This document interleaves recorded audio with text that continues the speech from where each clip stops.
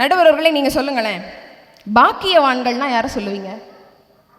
இன்றைக்கு பாக்கியவான்கள்னா யாரு?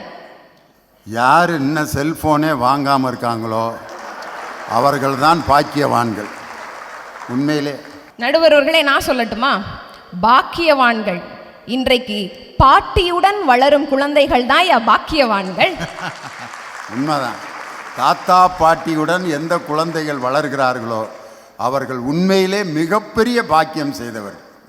இங்க 2 பேரும் வேலைக்கு போகணுமா, ரெட்டிப்பா சம்பாதிக்கணுமா, 2BHல இருக்கணுமா, ரெட்டத்தனையான சந்தோஷம். அந்த 2 வயசு குழந்தை அவசர உலகத்துல வாழுறோம், குழந்தைக்காக தான் ஓடுறோம்னு சொல்லிட்டு நிகழ்காலத்தை தொலைத்து விட்டு எதிர்காலத்திற்காக சேமிக்கிறதுல என்ன பயன்?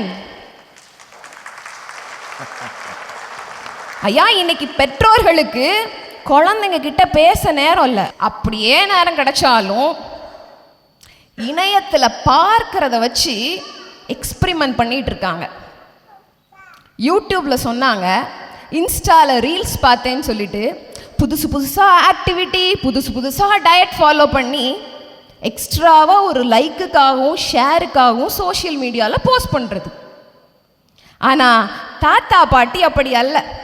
அவர்கள் ஏற்கனவே ஒரு தலைமுறையை வெற்றிகரமாக வளர்த்து ஆளாக்கியவர்கள். அவர்களிடம் இருப்பது நிரூபிக்கப்பட்ட அனுபவம். அந்த அனுபவம் மிகுந்த மற்றோரால் தான் இன்று குழந்தைகளின் வளர்ச்சிக்கு பெரிதும் நிற்கிறார்கள் நாங்கள் சொல்றோம். இதே போலதான் எஸ்தர் பேரரசியானது மற்றோரான மொர்தகாயால். திமோத்தேயுவை ஒரு தலைவராக உருவாக்கியது மற்றோராகிய பவுல். மோசே எடுத்துக்கோங்க. மோசே பிறந்தப்ப எகிப்து நாட்டில் குழந்தைகளெல்லாம் கொல்லுவதற்காக கட்டளையிடுறாங்க. மோசையோட பெற்றோரால் 3 மாதங்கள் மட்டுமே அந்த குழந்தைய வச்சு பாதுகாக்க முடிஞ்சிச்சு. ஒரு நாணல் பெட்டியில் வச்சு அனுப்புகிறாங்க, ஆற்றல் அனுப்பிடுறாங்க. அந்த குழந்தையை எடுத்து வளர்த்தது பார்வோனின் மகள். மோசே தன்னோட பெற்றோர்கிட்ட இருந்திருந்தா கூட அடிமையாக வளர்ந்துருக்கும். ஆனால் அன்னைக்கு பார்வோனின் மகள் எடுத்து வளர்த்த பின் எகிப்தோட எல்லா வித்தைகளையும் கற்றுக்கொண்டு மோசே உன்னத நிலைக்கு வந்ததுக்கு காரணம் மற்றோர் தானே.